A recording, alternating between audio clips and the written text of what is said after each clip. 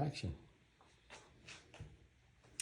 Hi, this is Angelique Weaver, and I'm going to show you what you can do for an injury. So a friend of mine is on their way over. They have injured their hand, have some stitches, and need some comfrey. So I went out and harvested comfrey. This is what a comfrey leaf looks like when you're making a poultice. You can use the whole stem and the leaf. And you want to just cut it down, make sure there's not anything on the leaves. You need to put them in the water and you need to wash them on both sides. And you're going to want to wear a pair of gloves. So I took a good handful of these, probably 30 or 40 of them at this point. I had gloves on and I just washed them on both sides. I put them over here and then I stuck them in this this food processor. Until I had about this much. I added a little bit of water, the least amount of water as possible. If you get too much water in there, you can add arrowroot powder, is my favorite. You can add slippery elm powder, or you could add just regular flour if you didn't have anything else to kind of thicken it up a little bit. I like to use more leaves and less water, but I made a large amount because the wound that we're going to be treating is large, and I'm going to send some home with Josh. So over here, after I finished, I want to show you the consistency of the comfrey.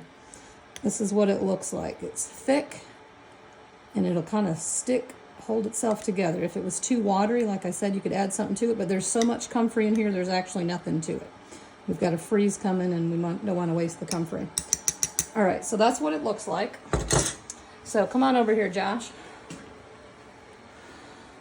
Josh has injured his hand quite severely with a saw, so we took some Hibiclens. Obviously he's already been to the emergency room and got his stitches. We cleaned it up good with some Hibiclens and just let it run under the water. Now I've taken a piece of just saran wrap here. I've got some white, non-bleached, clean towels. You can buy these in sets of 10. Just chop up what you need. I got a piece pretty good size. I wanted to see the size of the wound we're dealing with. We're going to put a little more on here because we want to just cover it up good. Comfrey is wonderful for regenerating bone, flesh, and cartilage. It will cause the body to heal much quicker than it otherwise would. And so we'll have to get him back to work as quickly as possible. So we're literally just going to take the comfrey and we're going to slide it right on.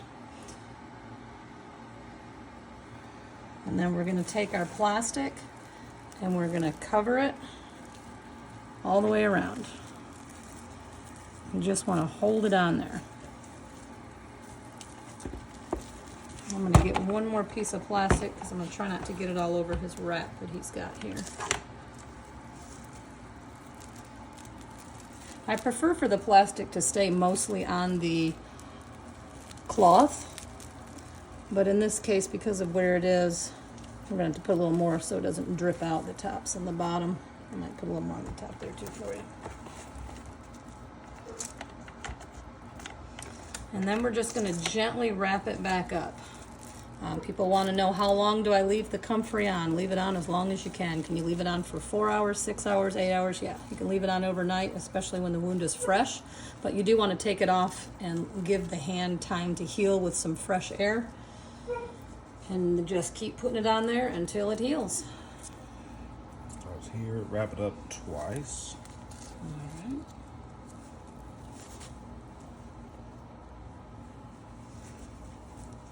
Try not to get it too tight because we don't want to make it uncomfortable.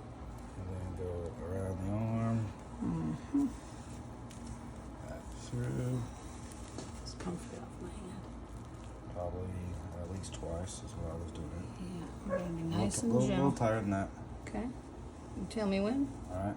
Just Good. All right. I need it to hold together. And then we're going to go back around here. Mm-hmm. Up around here. I don't think that will work. Just do it around there. Go back around the wrist. Okay. Yeah, you don't want that. So there you go. So I'm going to send Josh home with this. Comfrey will, once made, will only last for a few days, so you don't want to make too much at a time. This is more than he needs for a couple of days, so I'm probably going to split it up into smaller amounts, and then you can freeze it. You can make the poultices ahead of time like I just showed you. Put a piece of plastic on the top, and then just stack them and put them in the freezer. And then all Josh has to do is open up the freezer and take them out and put them right on there. You'll let it sit out on the counter for a few minutes till it thins or warms up, and then just put it right on. So that's how you do a comfrey poultice.